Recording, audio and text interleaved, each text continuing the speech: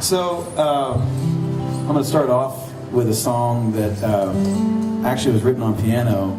I remember watching worship leaders like David Roos and Casey Corum in my early days of going to World Mandate, and they would play on either guitar or they'd play on a keyboard, whichever they felt best expressed the song. And it became a strong desire of mine to be able to play piano and guitar, and it became so much of a desire that even though I learned a little bit of piano in music school, I actually went back to take piano lessons, because up to that point, the songs that I wrote on piano just sounded like a guitar player playing guitar on piano. Just kind of down, down, up, down, up, it just kind of sounded like I was strumming. And I wanted to learn how to play actual piano songs and write piano songs. And one day I was driving down the street and was listening to this song off of a Vineyard UK album called, this song is called Great Is Your Name. The album's called Beautiful. And the chorus went, great is the Lord. And he held out, great is the Lord. And I got so caught up in worshiping that while he was holding out that word great and singing the rest of the chorus, I just started singing my own words in between to the same rhythm. The song's in 6/8 time, which feels a lot like 3/4 time, which is a waltz. And as I was listening to that, this picture kind of filled my head of someone so free and so clean, so accepted that they were dancing in the light of God's love. And I was actually later sitting on a bench at MCC waiting for my wife to come pick me up after my piano lesson, and the sun was setting, and I looked out from that bench at the sunset at MCC, and I started singing. I look over the hillside, now to the sunrise. I stand in awe of your ways.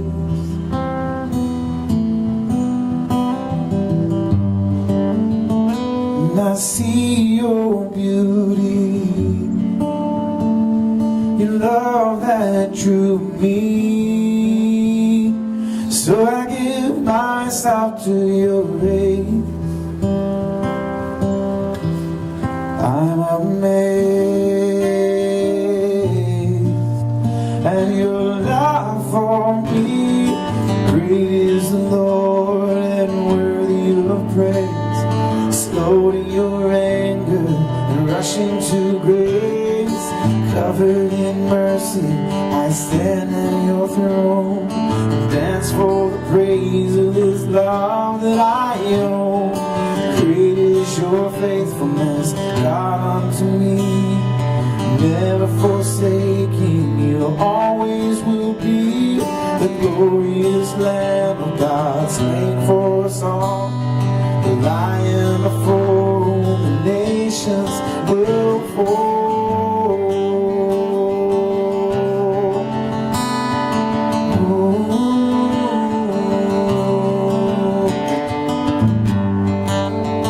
I look over the hillside, now to the sunrise.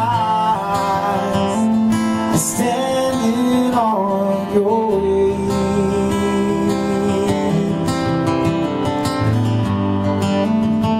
and I see your beauty, love that drew me. I give myself to your grace. I'm amazed at your love for me. Great is the Lord and worthy of praise. Slow to your anger and rushing to grace. Covered in mercy, I stand at your throne and dance for the praise of this love that I own. Great is your faithfulness, God, unto me. Never forsaking, you always will be. The glorious Lamb of God, slain for us all. The Lion before whom the nations, they will fall.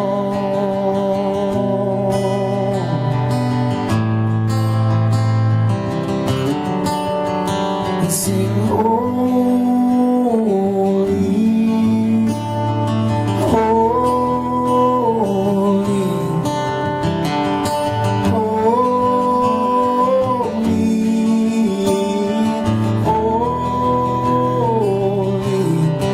Oh, we sing holy, holy. Oh, we sing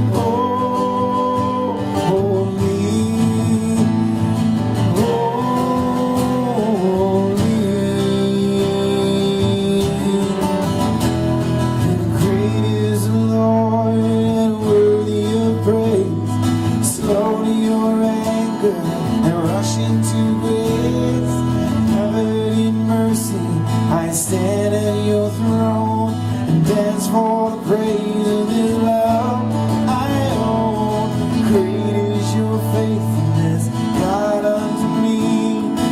Never forsaking you, always will be. The glorious Lamb of God, slain for us all. The Lion before whom the nations will fall. They'll fall.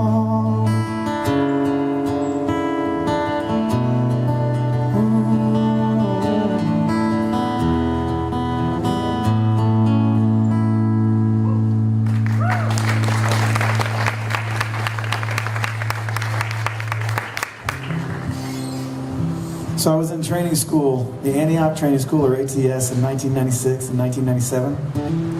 It was back when Kelly Braswell was in his first year of director, and I remember being so blown away by the values of the kingdom that were put into words for us day after day and put on display for us by the leaders that year. And I was overwhelmed one day when Jimmy preached a message on how John the Baptist was the voice crying out, "Prepare the way of the Lord," and how we had that opportunity, that invitation to be the ones who prepare the way for Jesus to move in our own day, in our own time, in our generation. And I remember I read Isaiah 40 and I just started praying through song.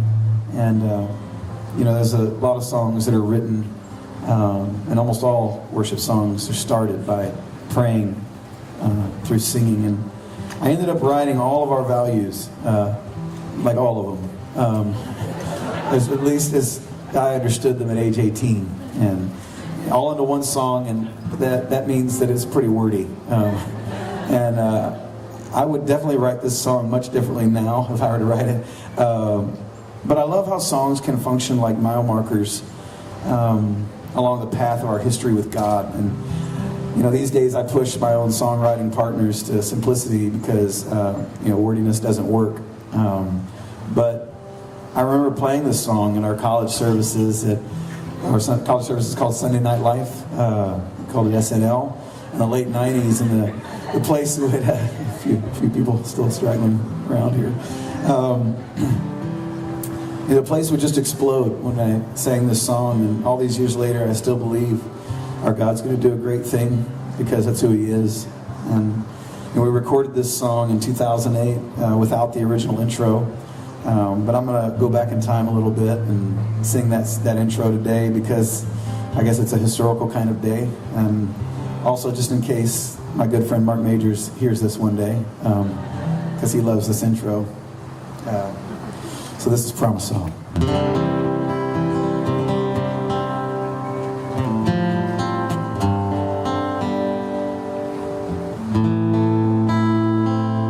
Let a cry be heard in heaven for the nations of the world. Let a voice call out from the desert, prepare the way of the Lord.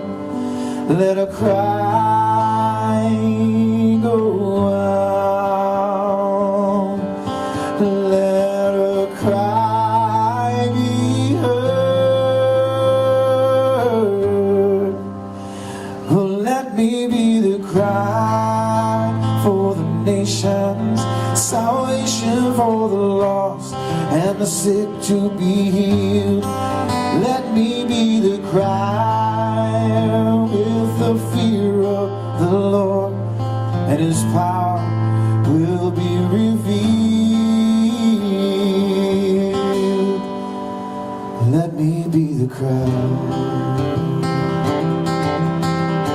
Well, there's a wonderful love to speak about, a wonderful peace that makes me dance around, a wonderful one who sent His only Son. And there needs to be more times like these when healing comes at the nation's release, a testimony to all who are here that our God is real, our God is near, and the lives of the ones who've gone before. Help me to see how God will do it once more, for our God will do a great thing, 'cause His loving, kind, and tender. You know our hearts and needs, and You love us still. And Lord, we say we love You, we want to be part of You, and everything You're doing, whatever's in Your world. We need the love of our God to come out and touch us all. We need the Lamb who died and rose again. And the truth offends us and sets us free as we learn it's all Him and none of it's me. As we repent, we'll see He's good, and the nations will call out like He said they would. And the cloud of the ones who've gone before, they're saying, church, He's gonna do it once more. Our God will do a great thing, 'cause His loving, kind, and tender. You know our hearts and needs, and You love us still. And Lord, we say we love You, and we want to be part of You, and everything You're doing, whatever's in Your will, whatever's in Your will, whatever's in Your will, whatever's in Your will.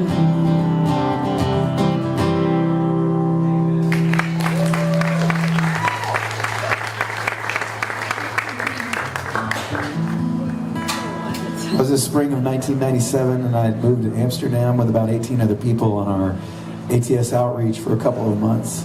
And it was back in the day when trips were long and the school was longer.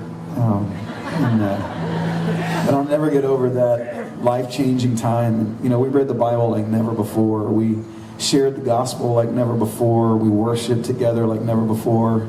We lived in community together like never before. But more than anything else, we grew in our love and our burning desire to know Jesus like never before. One night I sneaked down to the basement of the YWAM base where we lived, and I had my guitar, and I remember getting down there and just feeling kind of alone in this dark space, and it was kind of a dimly lit area. They tried to make it into a music room, and it still just kind of remained a basement, but it was just me and some very raw feelings of desire. And you know, this time there were two stories that were really capturing my fantasy stories in the Bible that just made my heart burn. And one was how Moses sought to see God's glory in Exodus 33. And you know, not only did God show him His goodness, but He allowed Moses to speak with him. The Bible says, as a man speaks with his friend. And I wanted to be like that. And the other story was of David and how he had the audacity to ask God to draw nearer, even in a time in Israel's history when only the high priest was supposed to be allowed to speak to God that closely. And when the Ark of the Covenant, God's presence, was brought back to the people of Israel, David made sure that the tabernacle was close by, so he could get near to God's presence whenever he wanted, whenever he needed. And I watched a movie on the life of David, in which he was depicted throughout his life as having this desire to see God's face. And no one else was asking for that, but David was, and I wanted that. And I remember the last scene of this movie, it shows David on his deathbed with Bathsheba and Solomon at his side. And his last words, I remember he says, "All right, Lord, the time has come. Hide your face no longer." And that desire to be audacious enough to ask God to see Him in his lifetime. In my lifetime, I wanted that. It was burning in my heart, and remember just sitting there in that basement in Amsterdam. And I haven't led this song corporately a lot, but I've done it from time to time in small groups, and it really puts towards my heart to know and to see Jesus. It's called How I Long to See Your Beauty. How I long to see your beauty. How I long to see your face. How I long to touch your garment. To give you glory as you've given me grace. How I long to see your face. To reach out and touch you, Lord. To find the eyes that have looked for me. Hide your face no more.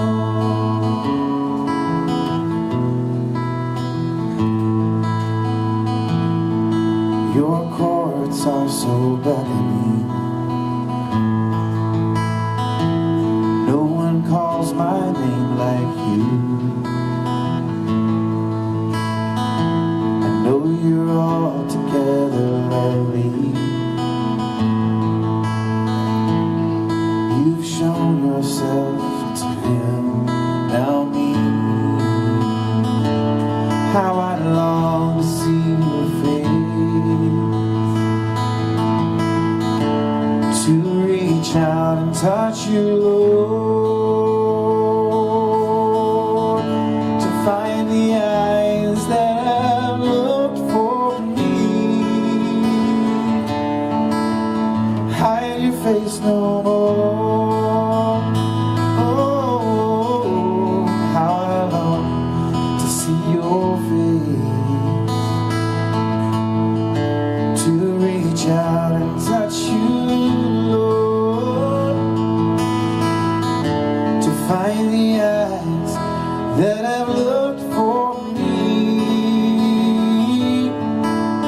Hide your face no more. Oh Lord, hide your face no more. 'Cause I can't live without you, Lord. Hide your face no more.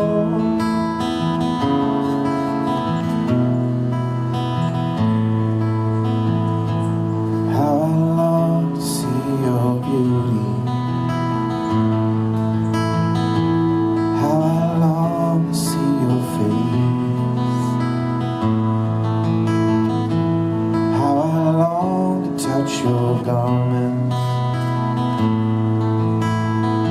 to give you glory as you've given me grace.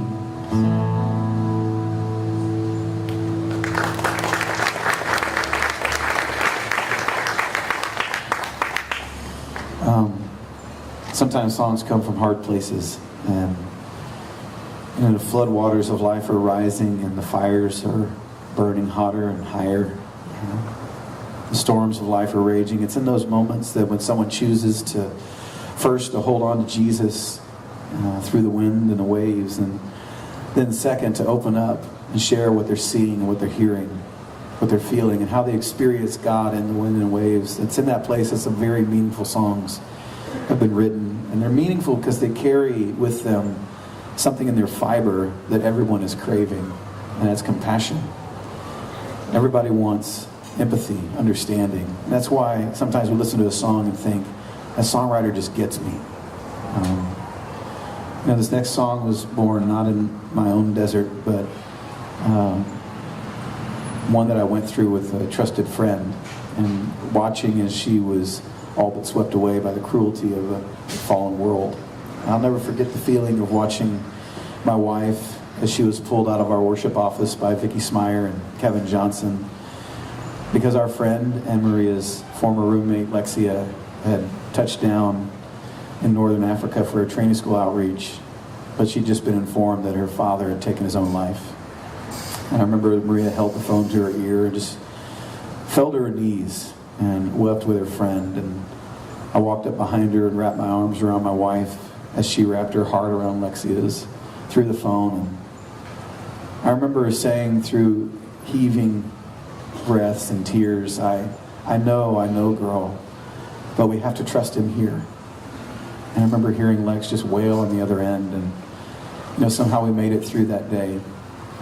We found ourselves talking and praying and talking in our living room until the sun went down. I remember we didn't even bother to turn the lights on in our room that night after the sunset. And there in that dark room with nothing but my wife and my guitar and my God, I just started singing. And this is a song that came out.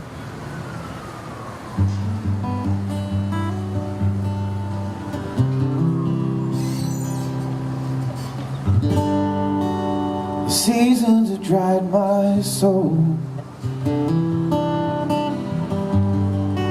The sun is hard beating down. My temptation is to look at all that's gone, but you are here, and you are near. You are my supply,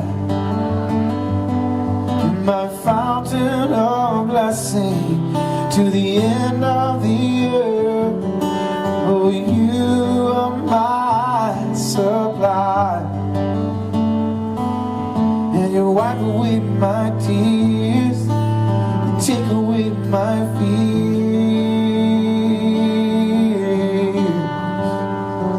with the strength of your love. Strength of your love.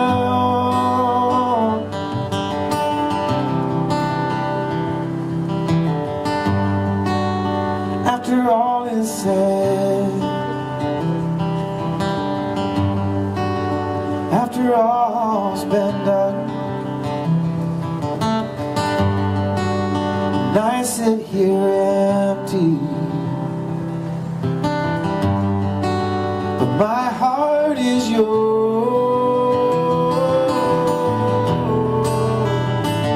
and you are here. Oh, you are near.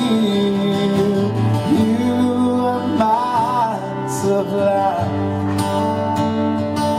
and my fountain of blessing to the end of the earth. Oh, you are my supply, and you wipe away my tears, you take away my fears,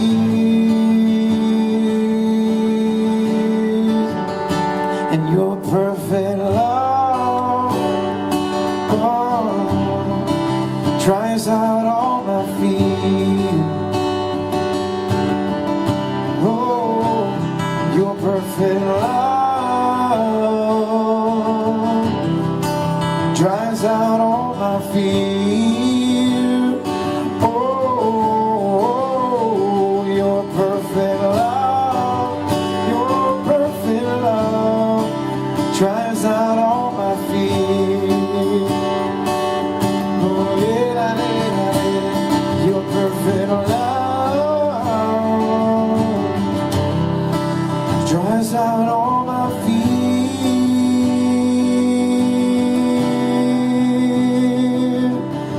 You are my supply,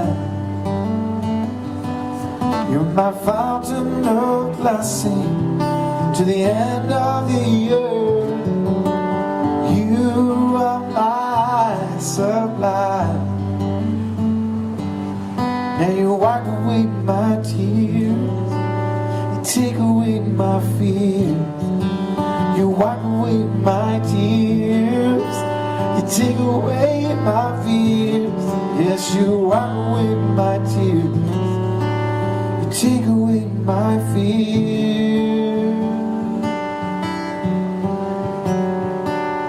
the strength of your love.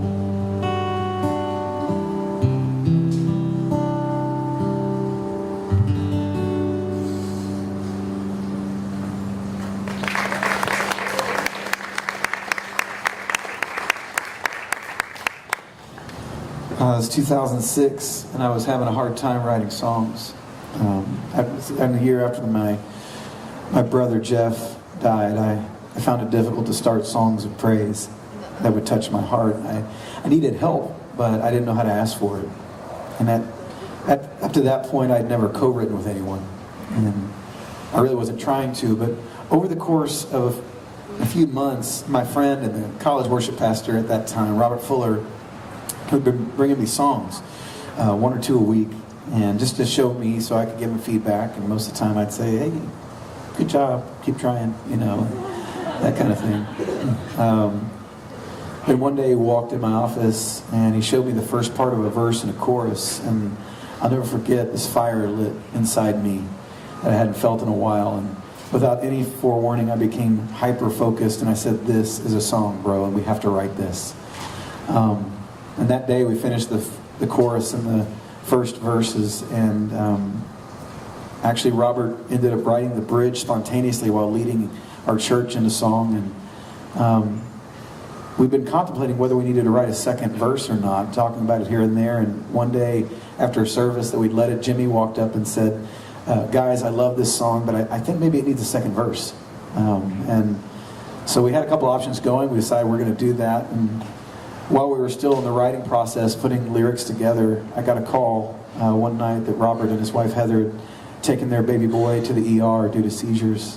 And I remember my brother Carl and I raced to the hospital, and so ensued days of prayer and worship over Robert and his son David and their family. And I remember sometime during that next week, I called Robert and said, man, I think the words to this second verse are meant to be a prophetic promise over your son, that you and he will remember forever. Son of man, great I am, healing power is in your hands. And we just wept together on the phone and agreed that the song was done. The song Jesus is the Lord went on to be recorded by countless other artists and groups and churches. It's far and away Antioch's most covered song. It's fun to listen to the different languages that it's been recorded all over the world. But there's a lifelong lesson for me in the writing of this song that I can't do it by myself.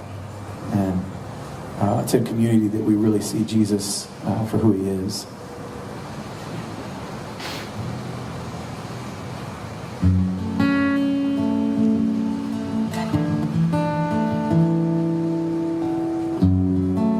Jesus Christ crucified, you bled and died to save our lives.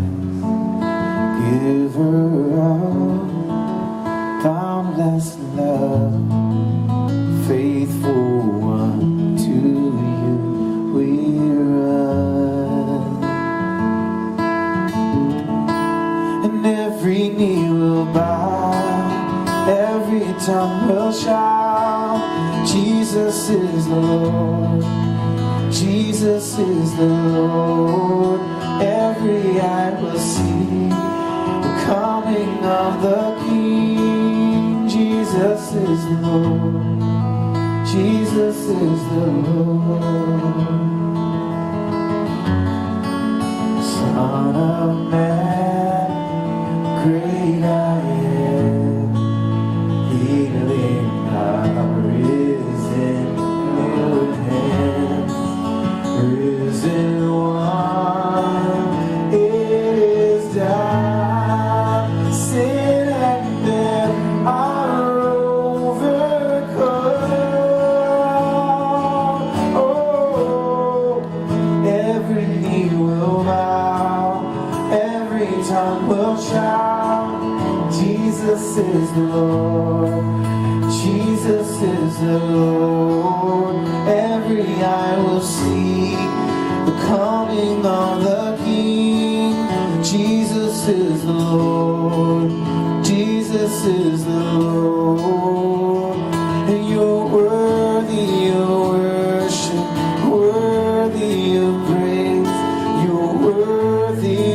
of honor, worthy of thanks. You're worthy of worship, worthy of praise. You're worthy of honor, worthy of thanks. You're worthy of worship, worthy of praise. You're worthy of honor, worthy of thanks. You're worthy of worship, worthy of praise. You're worthy of honor, worthy of thanks. And every knee will bow, every tongue will shout, Jesus is the Lord, Jesus is the Lord. Every eye will see the coming of the King. Jesus is the Lord, Jesus is the Lord.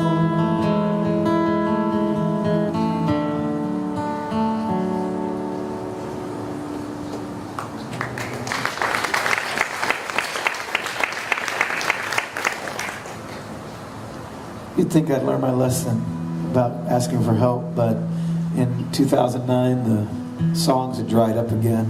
My older brother Carl was functioning as a manager for me at work at that time, and he walked up to me and asked me one day, "So what's it going to take for you to get your song back again?" I told him I didn't know. I just wasn't inspired. And he asked me a good question. He said, "When was the last time that you felt inspired to write?" And I thought a while before telling him. I was like, I remember now it was last Thanksgiving holiday when my brother Stephen showed me a song, and he asked me to kind of give him some feedback. And I guess the feeling of being asked to help write a song had stoked something in me a little bit. So Carl called Stephen's boss, who at that time was our other brother Jonathan, who was pastoring Antioch, Wheaton. And he asked him if I could come spend a few days in Illinois writing with Stephen. And we at that point we'd had no original songs on the World Mandate 2009 album, which is one of the things that prompted Carl to ask me the question in the beginning. But after Stephen and I started writing together, we had 3 on the World Mandate 2010 album. Then we had 6 on the World Mandate 2011 album. And then we co-led the team that put together our first all-original full-length album in 2012. And so the songs had come back. Living and worshiping and writing with my brother Stephen has been one of the highlights of my life, one that I never expected. And he's really listened well, he's fought well, and he's been a champion of my writing for years now. And I'm really deeply grateful for the man that he's become, and I owe him a great debt of love. So one day Stephen and I were sitting in a coffee shop in Utah at an USCON event, and I shared with him my vision to write a song that fits a certain moment in corporate worship. There's these moments that come about in worship that I think worship leaders understand. I knew Stephen would. And it's this extremely intimate moment when all the celebrating and the declaring have been done, and we're all standing there in God's presence, and we all just want to say one word, His name. We all just want to sing Jesus. And there are a few songs that always come to mind in these moments. The songs like Vineyard's Holy and Anointed One, and Martin Smith wrote What a Friend I've Found. You go way back to the Gaithers, something about that name. We both knew that this song, if we're going to write one like this, needed to be simple. And any artist will tell you that if you're going to write a great, simple song, it's the hardest song to write. And it really proved to be hard for us. As a matter of fact, it took us over 3 years. But we had the chorus and the bridge fairly quickly, but the verses just wouldn't come, or at least maybe the right verses wouldn't come. I'd actually written 2 full sets of verses and just scrapped them because I wasn't happy with them. We needed help, and God had ended up setting us up to get the help we needed. I had the opportunity late last year to write with my friends Shane and Shane, which are just a notch under Sean and Sean. But they're on their way back to the center. Shane Bernard heard the chorus and almost immediately started writing the beginning of what became the first verse. And I just felt this huge sigh of relief because I knew that this is it. We were finally writing it. And after we wrote that first verse over the next couple of weeks, and after all this time, went on vacation with my family and sat on this hill. And in classic inspiration form, I wrote the second verse in about 30 minutes.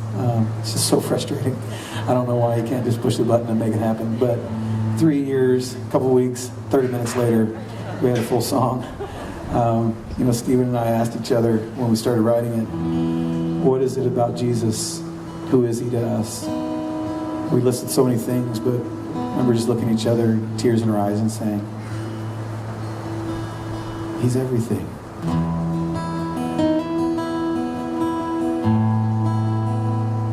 This is all in all.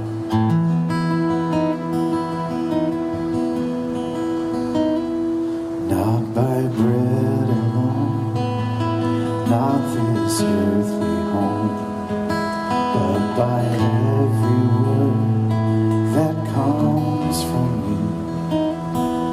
You are life itself, and no tongue can tell the glory of your name.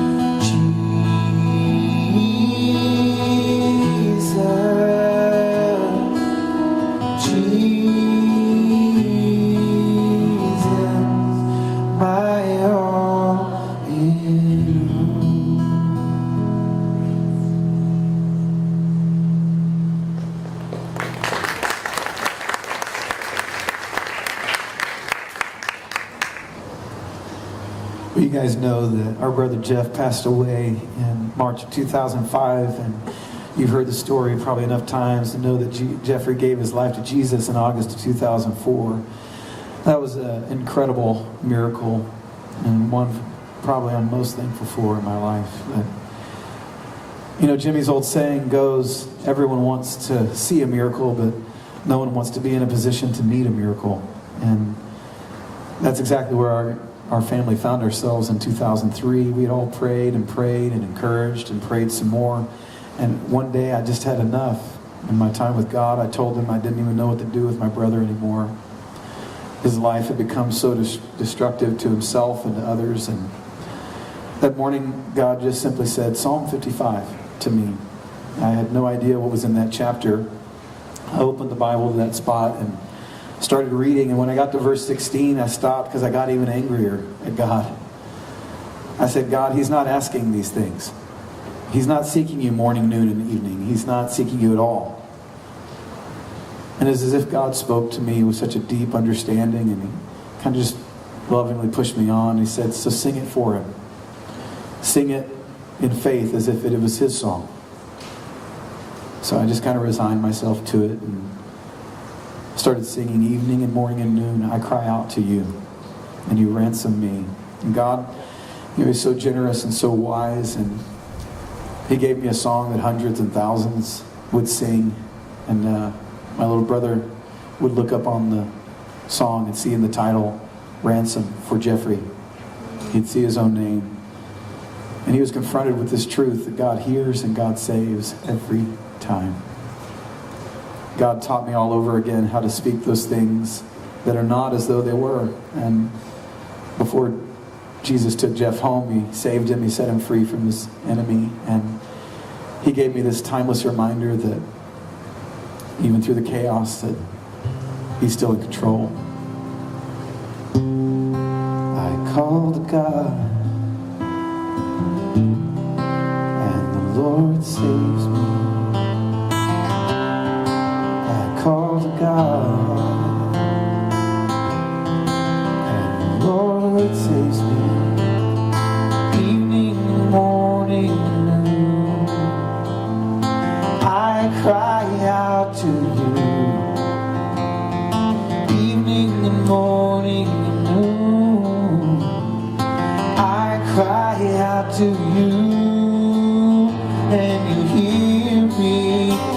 You hear my voice and you ransom me, and you set me free from my enemy,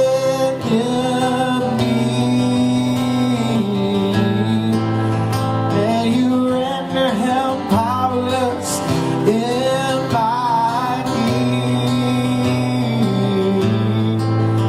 Sing a song of deliverance over me. You wave a banner of love and kindness. You will sustain me. You won't let us fall, 'cause you're the eternal King.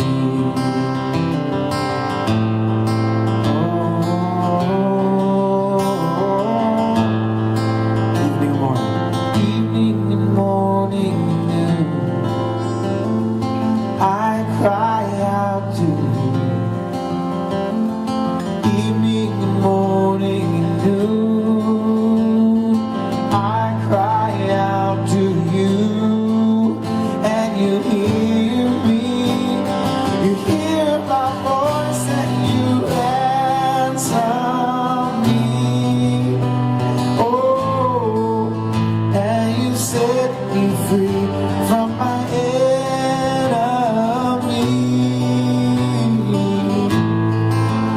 and you render him powerless in my need. Oh, you sing a song of deliverance over me, over me. You wave a banner of love and kindness.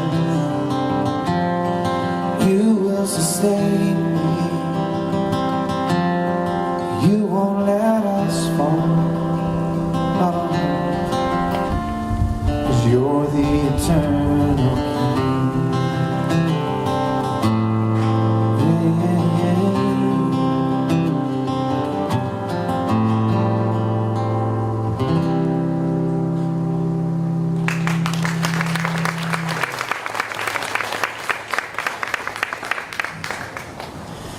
1999 and Y2K were pretty big years for me personally. We planted Antioch Community Church in Waco, Texas, June 6th, 1999, and in August of that year I got tapped to be the worship pastor. I was pretty young. Not too long later I got engaged to Maria in February of 2000. So God was growing me up pretty quickly. And in these times I've learned that God is faithful to surface your understanding and your misunderstanding of His character as your Father. And my heart was really tender. I wanted this new church and my new fiance to get a clean heart, a pure vessel in me. And I'd learned by then that the pure in heart see God. That being close to Jesus was the only guarantee for fulfillment in life. And one day I sat down at this piano at this D house on 4th and Clay, where I lived during the first part of our engagement. I started singing these simple words of desire, and I remember I switched the words up a little bit in the chorus. So it says, so I can sing into your eyes rather than look into your eyes, and so I can look into your heart. Just wanted to have like a special conversation between the two of us. Kind of a funny side story is while I was sitting at the piano writing this song, a young freshman who would sometimes crash at our house named J.D. Griffin walked in the room. And I remember he saw me playing and singing, and he just froze with his eyes wide open. And I stopped and looked at him and he goes, "Bro, is this the process? Are you writing a song right now?" Like he'd stepped into the Holy of Holies or something. And I just nodded at him, and he just like, hands up, silently backed out of the room. I was like, okay. So I kept writing.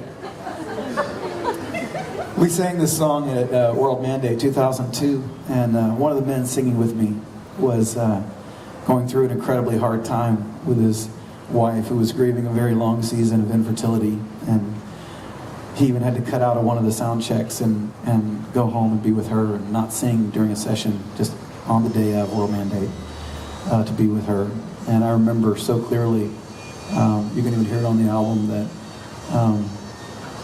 just brought home this human desire that we have to be seen and known, to be accepted for who we are, where we are, and as we are. And you can hear us screaming the bridge together, only the two of us, or a few of us, knowing really what was going on inside him. And a couple years later, they had twin boys, and the joy was real. But just as real as that is the desire to draw close to God and be close to our Father through every season, to run right up to His throne with confidence, sing songs of love, know that we're accepted.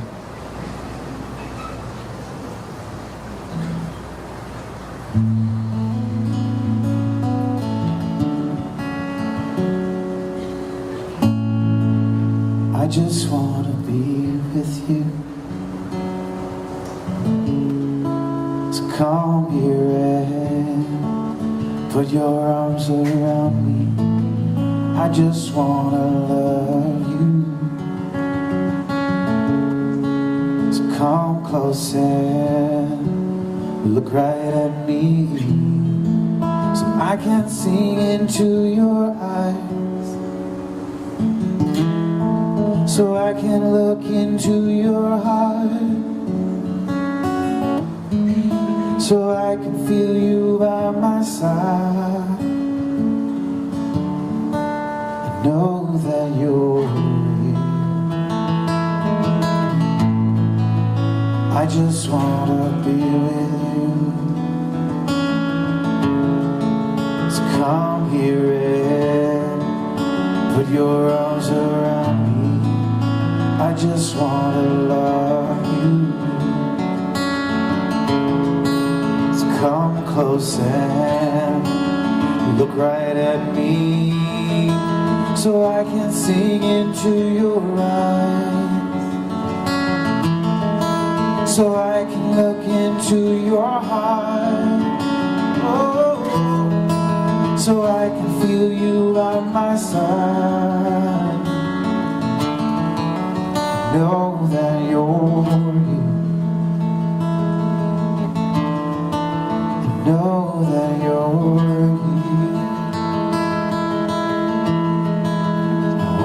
look right at me?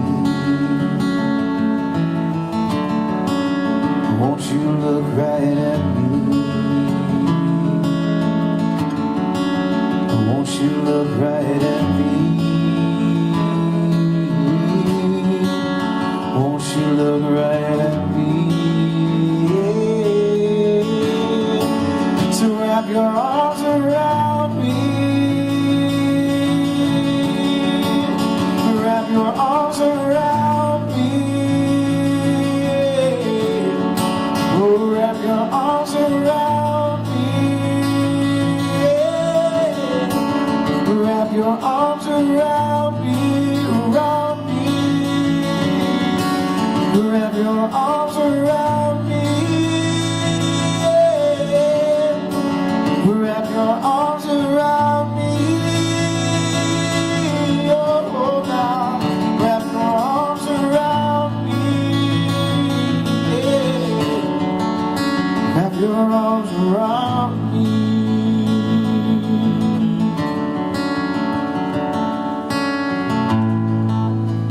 I just want to be with you. So come here and put your arms around me.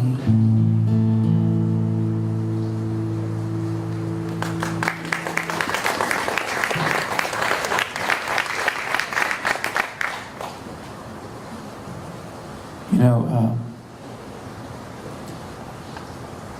some songs carry underneath them like a sub-story that nobody else gets to know.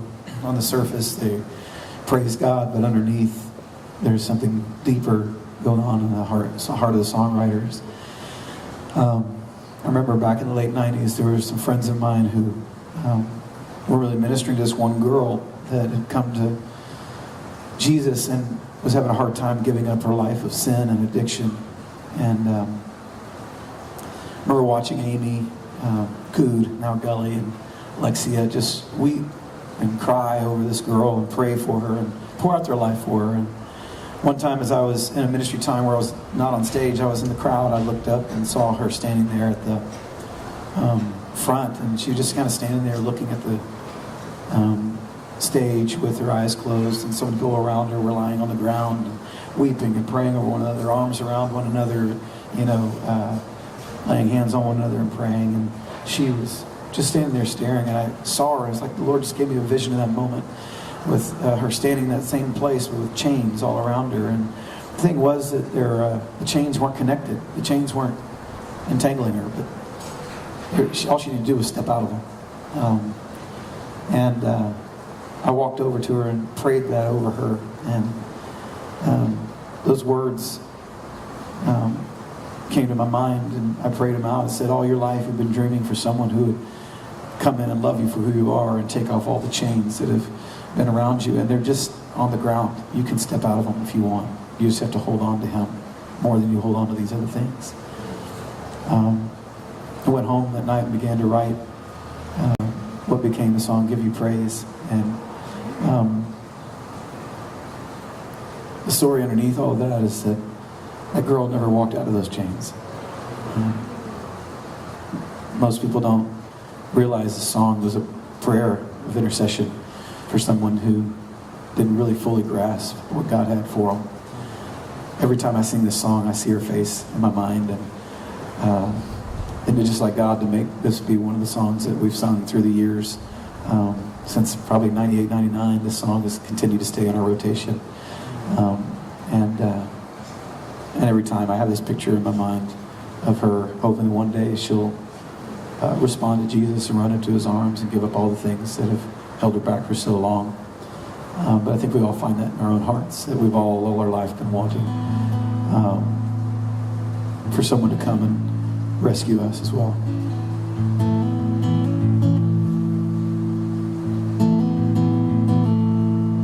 I will give thanks to the Lord for your good. I will give thanks to the Lord, for you are merciful. I will give thanks to the Lord for your good. You've been good all of my days. I will give you praise.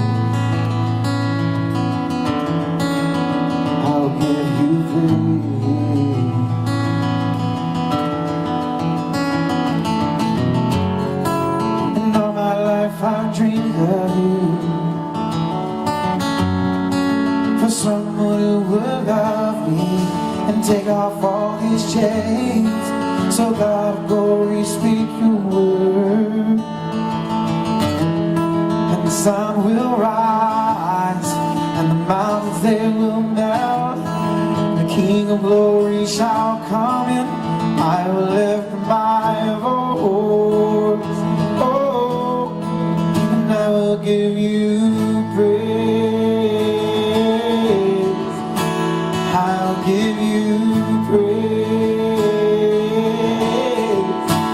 I will give you praise.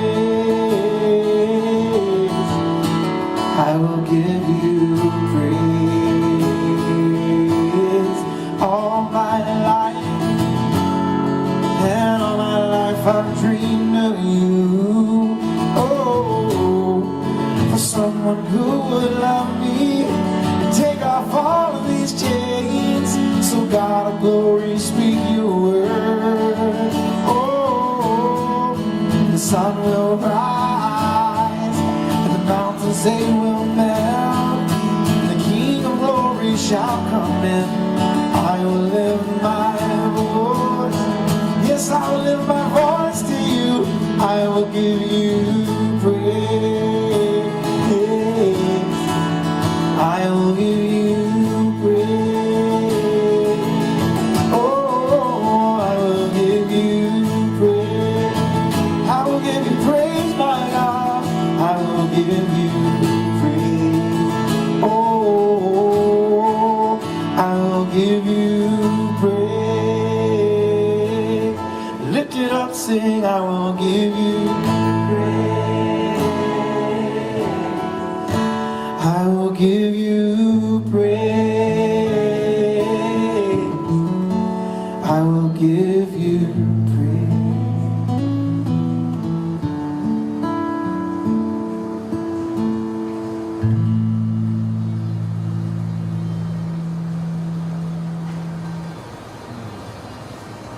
Well, got one more song for you guys.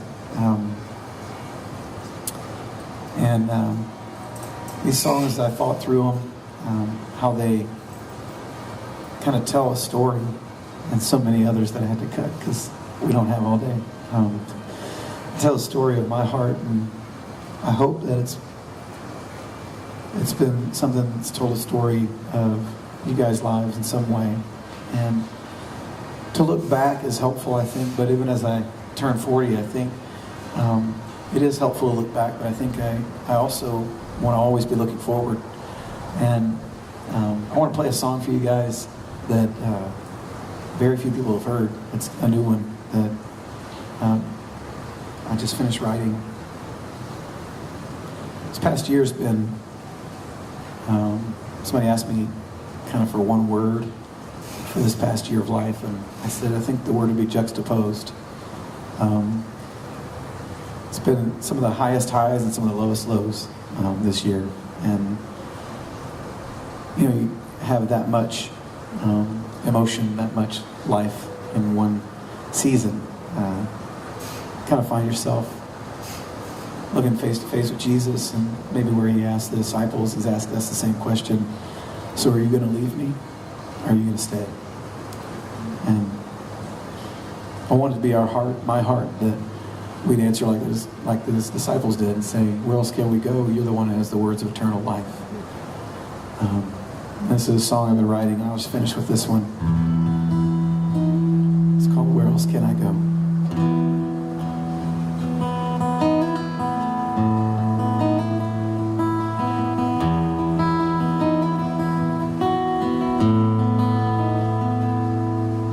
You're the only one I truly need,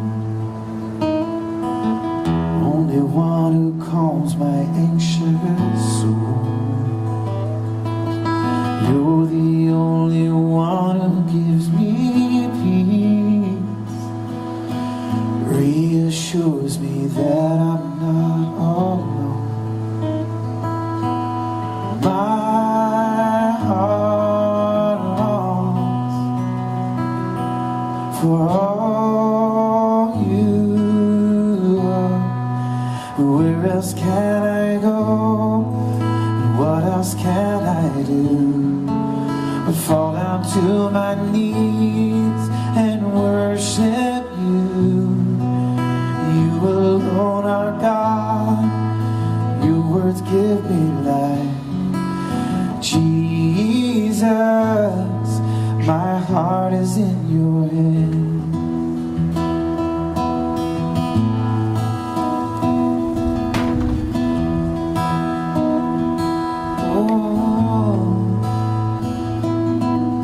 You're the only one I truly need. Only one who calms my anxious soul. You're the only one who brings me peace. Reassures me that I'm not alone. And my heart longs for all you are. Where else can I go? What else can I do but fall down to my knees and worship you? 'Cause you alone are God, and your words give me life. Jesus, my heart is in your hands. Oh, the fires may burn, but you are with me. Oh, the winds may blow, but you make me strong. The seas may rage, but you walk on water. Even in the silence, you are my song. The fires may rage, but you are with me. Oh, the winds may blow, but you make me strong. The seas may rage, but you walk on water. And even in the silence, you are my song. You are my song. Where else can I go? What else can I do?